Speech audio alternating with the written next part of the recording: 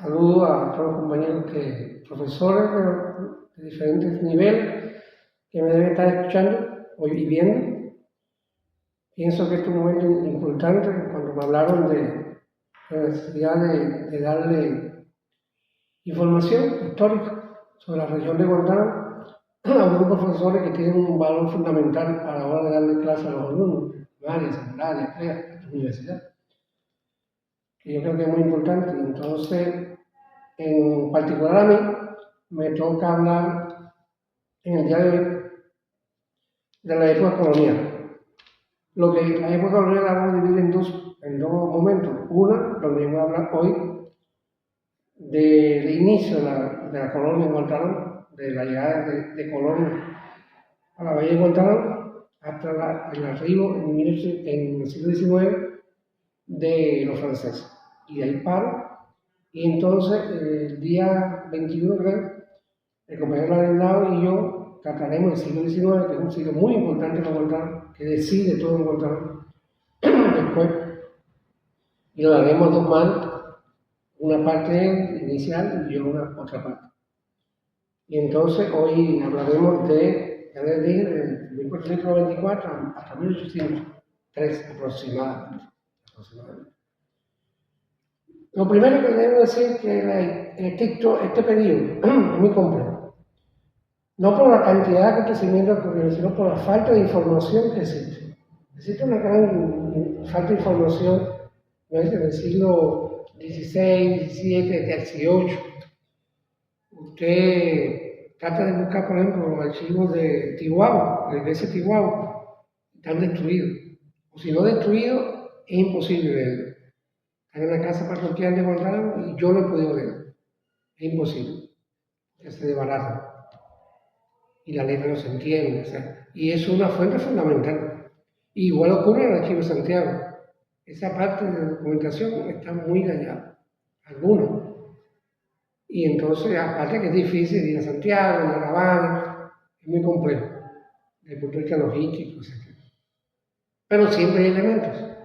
Siempre existe una bibliografía que debe estar al alcance de ustedes. Yo creo que en la biblioteca provincial existe la mayoría de esa bibliografía, que hay que consultarla obligatoriamente. Porque si queremos ser un buen historiador informado, no decir cosas a lo mejor inexactas, hay que ir a la biblioteca, hay que ir a los archivos, hay que ir al museo, revisar documentación y revisar toda la bibliografía existente. En este caso, lo primero que voy a hablar es de la bibliografía, muy rápido. Existe un trabajo muy bueno de la doctora Hortensia Pichardo, que está en una revista de la Universidad de La Habana, está en la biblioteca provincial aquí en Fondo Raro, o sea, se puede revisar por cualquiera, sin ningún problema. Está un trabajo de Olguita Portondo, la doctora Olguita Portondo, de Santiago de Cuba, la historia de Santiago de Cuba, que también aborda sobre todo el siglo XIX. Están los documentos para la historia de Cuba de Hortensia Pichardo, que hay algunos relacionados con Guantánamo. Hay una relación también de documentos muy importantes de César García, del Pino. Y en eso está Ley Marrero. Lo consultar Ley Marrero. Ley Marrero está en la biblioteca de la casa parroquial de Guantánamo, en la biblioteca provincial de Guantánamo. Pero la casa parroquial, bueno, yo creo que yo conozco mucha gente que ha tenido acceso a ella y es importante. O sea que esas son en lo fundamental la bibliografía que existe. Y aparte de eso, está la bibliografía más moderna que la incluye en el siglo XIX, el XVIII, el XVII sobre todo, incluye el libro de Ladrilao, La huella de Génesis, los primeros libros de historia de Guantánamo mío, también todos esos libros están en la biblioteca provincial. O sea que no se puede, y se vendieron. Lo ideal fuera que ustedes lo hubieran comprado, pero si no, en la biblioteca provincial. Eso básicamente son los libros, hay otros, pero no voy a profundizar en eso. La historia, bueno, ya sé que ustedes les hablaron de los aborígenes. Así que me imagino que tendrán un espectro bastante amplio de eso, la presencia aborigen. Aunque en el aspecto de, tratando de informarnos, en el aspecto de los aborígenes y la región de Guantánamo, en la parte de Caujerí, Baitiquirí, es de la región de Guantánamo. Y todos sabemos que los sitios arqueológicos de Caujerí eran, bueno, alguna gente plantea que había un cacique ahí. En Baitiquirí había también importante y en San Antonio del Sur. O sea, del río Sabanamar para acá, en la región de Guantánamo, del río Sabanamar para allá, la región de Baracoa. Y el Museo de San Antonio del Sur conserva una gran pieza, buenas piezas de la presencia aborigen. ¿Qué pasa? En 1494, Cristóbal Colón, con sus 3 carabelas, llega el 30 de abril de ese año, o sea, serían 531 años, si no me equivoco, de la presencia de los españoles aquí en la bahía de Guantánamo, que la llamaron Puerto Grande, porque indiscutiblemente al que haya ido a Caimanera sabe que la bahía de Guantánamo es enorme. Por cierto que no, ni tan buenas condiciones geográficas, por algo tenemos a los americanos aquí. Ellos se iban a ir por una bahía chiquita, se antojaron la bahía a nosotros, con sus antecedentes, por supuesto. Y a los españoles, yo decía, bueno, si tú te pones ahí en la boca de la bahía, español en 1824, y ves el tamaño de esa bahía, en Europa no hay ninguna bahía de ese tamaño. Por lo tanto, para ellos fue una cosa increíble encontrarse en un mar, porque en verdad la bahía es impresionante. Y más en esa época que había la vegetación, y ahí encontraron aborígenes que estaban cocinando, intercambiaron pacíficamente, todo se intercambió. Y yo pienso que es la fecha, muchos la llaman, no sé, yo le llamo el encuentro de dos mundos, el mundo europeo y el mundo nativo. ¿Que quién ganó? Bueno, es claro que tenía que ganar el mundo más desarrollado, siempre ha sido así. Y ganó a costa de exterminio de los indios. Pero a veces, no sé, a lo mejor muchos no están de acuerdo, pero a veces para el desarrollo hay cosas que ocurren inevitablemente. Pero bueno, lo importante es que hace 531 años los españoles llegaron a esta bahía. Y por lo menos se empezó a conocer esta bahía que, entonces la discusión era, ¿a dónde dentro de la bahía? Y entonces aparece el puerto de Palma, que después verás que también. Y Puerto de Palma no aparece en casi todos los mapas de la época. Aparecen algunos, en otros no. En otros lo ubican por San Antonio del Sur. O sea, pero indiscutiblemente que todo hace indicar, como dice usted Pichardo, que es una ensenada pequeña que hay dentro de la bahía, el lado derecho, que ahora está ocupado por la base naval.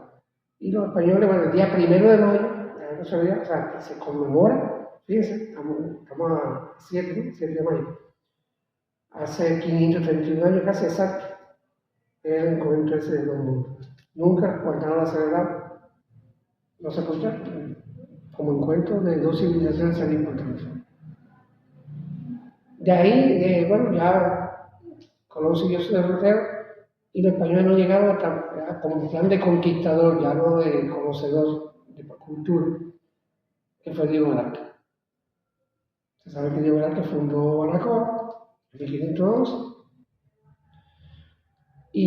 pero tuvo la bahía también de Guantánamo y en todo el litoral sur de Guantánamo. Tuvo tan interesante esa presencia de Velázquez que en 1524, cuando se hace el testamento, Velázquez hace el testamento, Velázquez estaba en Santiago de Cuba, la capital de Cuba en ese momento. Ahora, ¿qué tenía Velázquez en el testamento? Mencionaba 500 reses, un número considerable. Para un hombre que se fue para Baracoa, que después se fue a Santiago, no era bobo, tenía 500 reses, o sea, vacas, bueyes, en la región de Guantánamo. Tenía 2 estancias de corunco, de yuca, fundamentalmente el cultivo de yuca. Los españoles se adaptaron perfectamente a la yuca y me imagino que olvidaron de comer muchas cosas ya, garbanzo y comieron yuca aquí. O sea, la influencia aborigen, por eso lo encuentro en el mundo. Y uno tenía una estancia en Guantánamo y otra en Baracoa. ¿Dónde tenía la estancia en Guantánamo? En Baitiquiri. Y aparte de Baitiquiri tenía 600 ovejas en Baitiquiri. O sea, las ovejas tienen ya 500 años de presencia en Guantánamo. Qué interesante eso.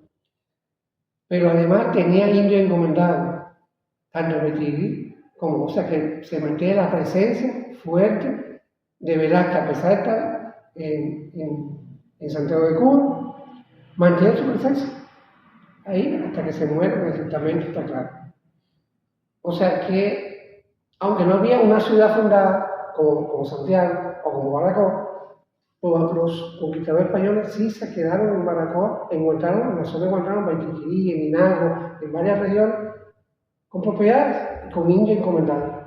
Y de pronto se puede ver en otros libros que hay importantes y documentos. Ahí se mantiene un despoblamiento. Ustedes saben que Cuba sufrió cuando todo el mundo se fue, los conquistadores se fueron para México con el Cortés y Cuba quedó prácticamente despoblada con muy poca gente. Ocurrió entre 1522 y 1532, 10 años, como la guerra de 10 años de duración, un hecho que en verdad en Guantánamo no ha tenido la trascendencia que debía haber tenido, que es la presencia de Guamá. El cacique Guamá estuvo en las montañas de Guantánamo y en la zona de Guantánamo 10 años peleando contra los españoles. Y no solamente peleando, que hubo Baitiquiri, atacó Baracoa. O sea que no fue el cacique que lo quemaron enseguida. No, ahí no lo pudieron quemar ni capturar.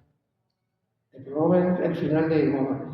Pero son 10 años que demuestran, y el centro de operación es Baitiquiri, y que demuestran que los indios eran hermosos.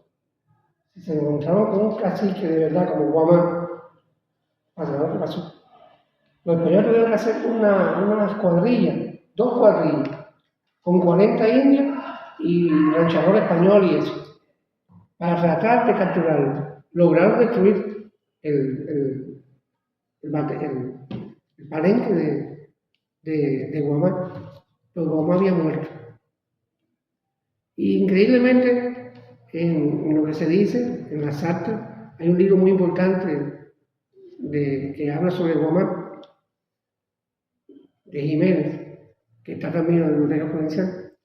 Ahí se dice todo lo concerniente al fin de Guamá y en verdad de los tipos remotos existentes. El hermano de Guamá se enamoró de la mujer de Guamá y mató a Guamá.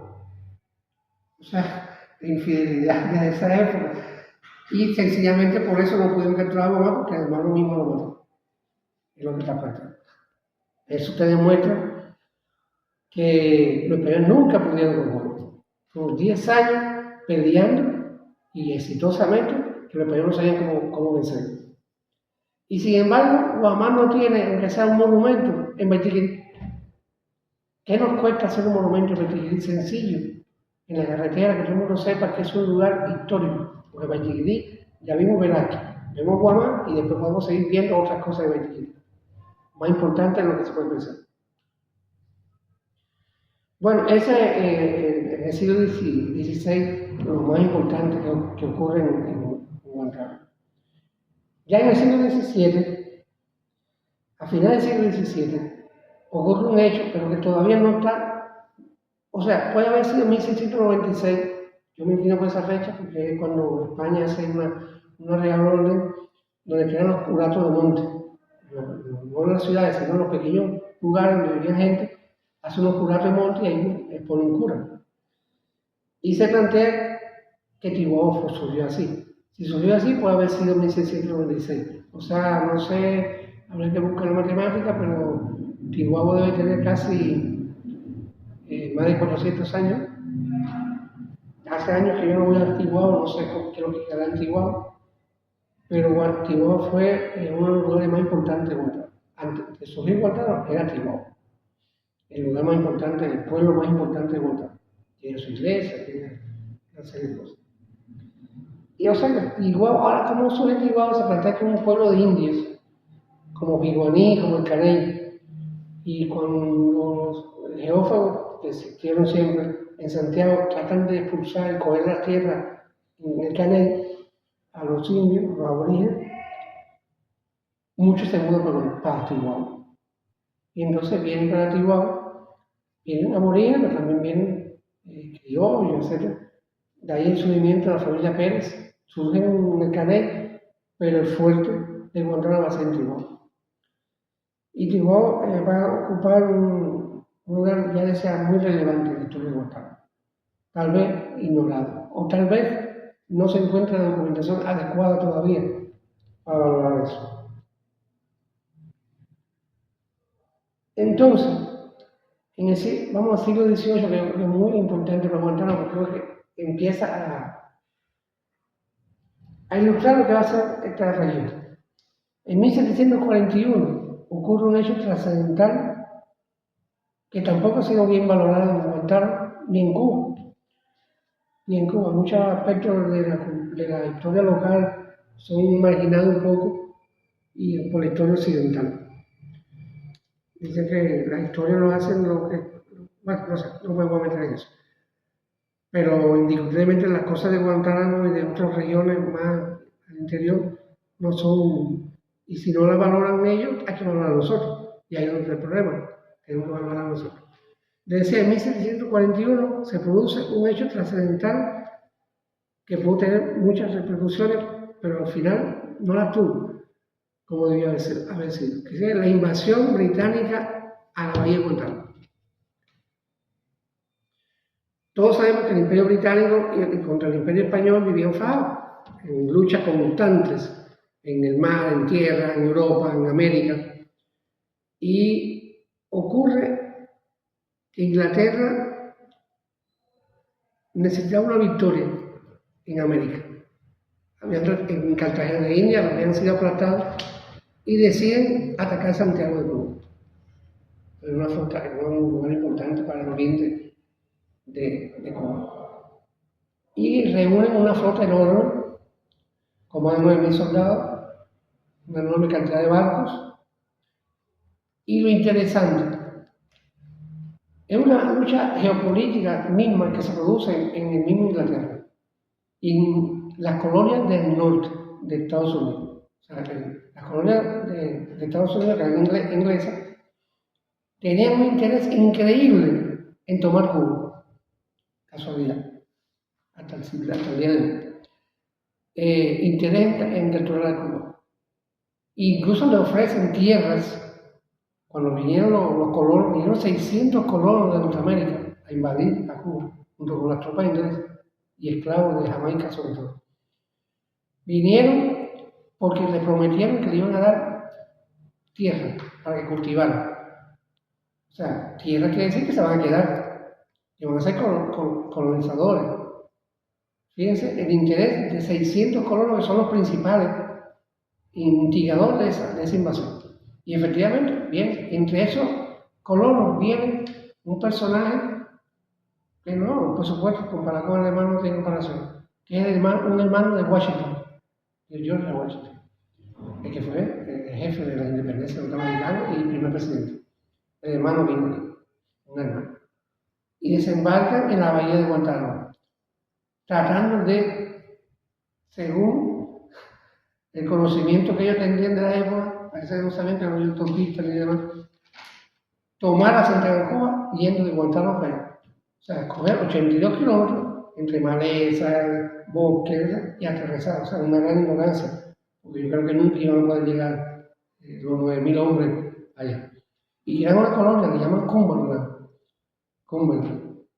Y entonces hacen un campamento muy importante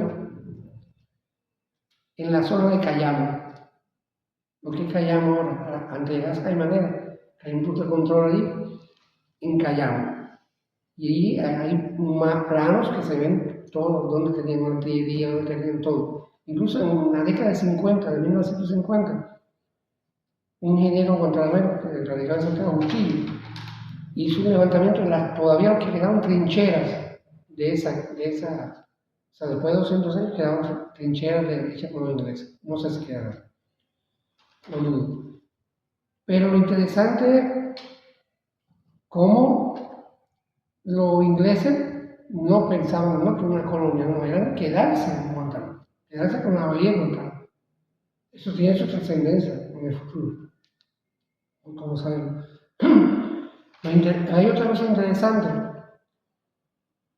que es que los ingleses nunca pasaron de Tiguabo. Llegaron a Tiguabo, estaba abandonado, los criollos habían abandonado y quemó muchas cosas.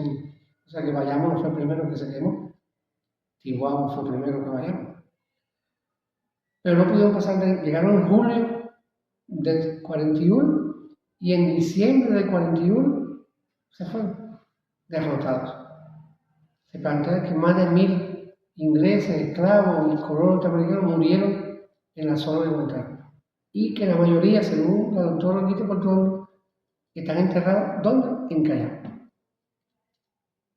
¿Cuántos? 500, 300, 800, nosotros a lo mejor para venir rescataron los cadáveres y no se iban a llevar en el barquito. Y fueron derrotados. Fueron derrotados una gran parte por el clima. Imagínense, de julio a diciembre, las lluvias, ciclones, epidemias, mosquitos, acabaron con los ingleses que eran blancos todos y rubios y de ojos claros. No estaban acostumbrados a eso. Y otro factor muy importante fue las guerrillas criollas, que hostigaron constantemente y le impidieron el paso a las tropas inglesas. O sea, en el primer caso, no fue Pepe Antonio el que primero usó el machete. Fueron los futuros mambeses de Guantánamo, encabezados por Marcos Pérez, por Pedro Horneado, o sea, una serie de criollos que lucharon por su tierra, porque era un invasor inglés invadiendo su tierra, y su tierra era Guantánamo, esa zona, Tiguabo, y enfrentaron a los ingleses con el apoyo de tropas regulares, por supuesto, españolas, y de guerrilleros también, y de voluntarios de Bayamo y de Santiago de esa zona. O sea, es la primera gran derrota de un imperio en América, en Cuba. La primera gran derrota. Y hay un libro muy interesante, que es sobre la derrota británica en Guantánamo, que es de la doctora Olguita Portondo, está en la biblioteca provincial también, no sé si en otra biblioteca a la cual no, que dice detalladamente toda la información y todo lo que existe sobre eso. Es el mejor libro que se ha escrito sobre ese aspecto y que es obligatorio. Pero lo interesante, así como Guamá fue ignorado por la historiografía, incluso Guantánamo, la derrota inglesa también fue ignorada, ha sido ignorada. No existe un monumento allí en Callao frente a la base naval que diga que nosotros expulsamos un imperio. Eso hay que cambiarlo radicalmente. Y hay profesores que son de Caimanera, profesores que son de Bachillerías. Ustedes deberían ser los primeros a empezar esa campaña. Hasta lograrlo. Monumentos chiquitos, grandes, no importa, a nivel de los recursos que existen desgraciadamente ahora en el país, pero se puede hacer. Y darle un realce a eso, y hacer documentales. O sea, acá hay mucho, la universidad debe ayudar también en eso. Todo el mundo, para rescatar nuestra memoria histórica. Esa es la importancia del siglo XIX con la invasión británica.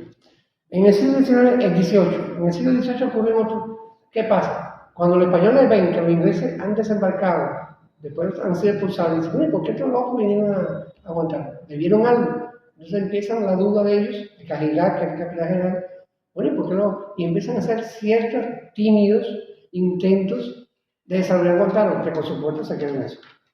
Está el caso de Nicolás José Rivera, en 1756, que es un representante de la oligarquía santiaguera, que indiscutiblemente ve la importancia de fomentar Guantánamo en función de ellos. hace un programa donde lo que dice Maravilla de la Bahía de Guantánamo y plantea que la Bahía de Guantánamo su alrededor debe ser poblada por criollos. Como defendieron tanto contra el inglés, debe ser. Pero por supuesto España no estaba interesada y tiró en los olvidos. Después de otro intento de hacer 10 pliegos en 1764 que plantea lo mismo, pero con gente de Islas Canarias. Traer isleños de Islas Canarias e introducirlos. Por supuesto, tampoco resultado.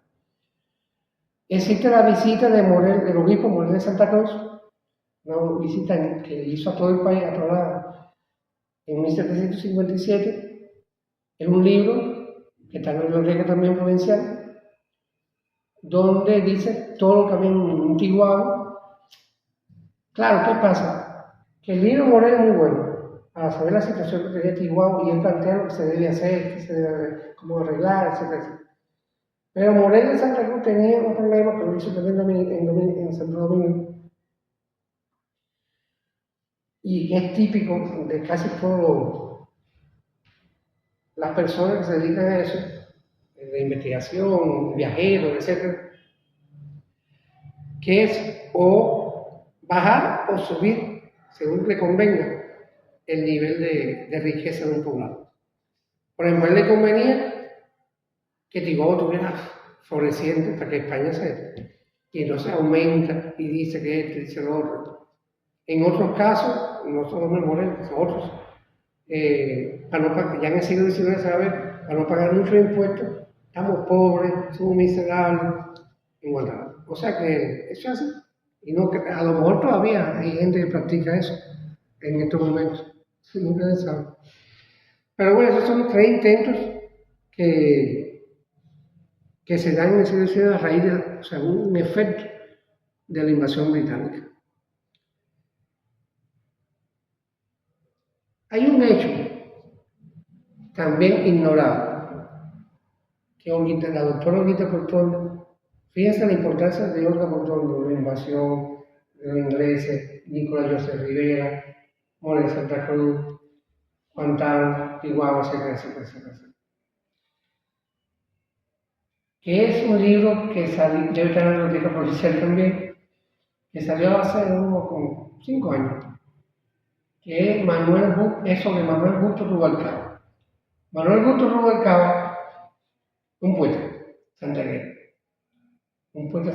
que se casa con una hija de Creach, que era el mayor hacendado guantanamo, en la zona de Filipinas, Vilorio, toda esa zona, era dueño de todo eso, y era dueño también del contrabando y el relajo que había en Guantánamo en esa época, la bahía.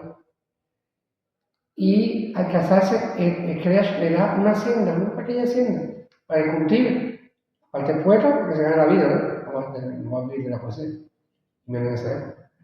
Entonces, ¿qué pasa? Que el hombre viene a la zona filipina, debe de haber sido a finales del siglo XVIII, no hay exactamente la fecha, y crea una hacienda de tabaco. Bueno, hablamos de Manuel Justo Rubalcaba, uno de los 3 Manueles. Hay 3 Manueles en la zona del oriente y en este caso Justo Rubalcaba estuvo en Guantánamo, me voy a decir, en una hacienda en Filipinas de tabaco. Y él hizo, este es un fragmento que ven en este libro, que lo se adoptó, que dice, yo no soy de declamar poesía y eso, así que por alumno, calma más. Que busquen sus laureles, muchos, viendo correr la sangre humana, y que otros no tan crueles, las vinas canten con sedientos ganas, y a mi cantar me aplace el buen tabaco que en mis vegas nace. Ese es el primera obra literaria que se escribe en Guantánamo, hasta ahora. Y habla del tabaco, que era el cultivo que él cultivaba en su hacienda.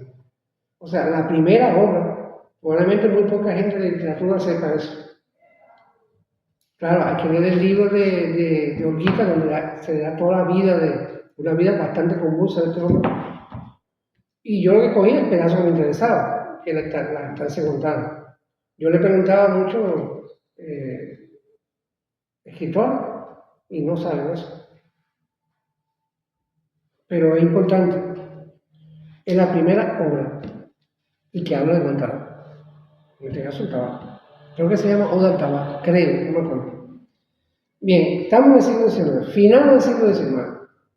Ocurre un hecho de lo más trascendental en la región de Guantánamo, que es la expedición del conde de Mopoy Jaluco.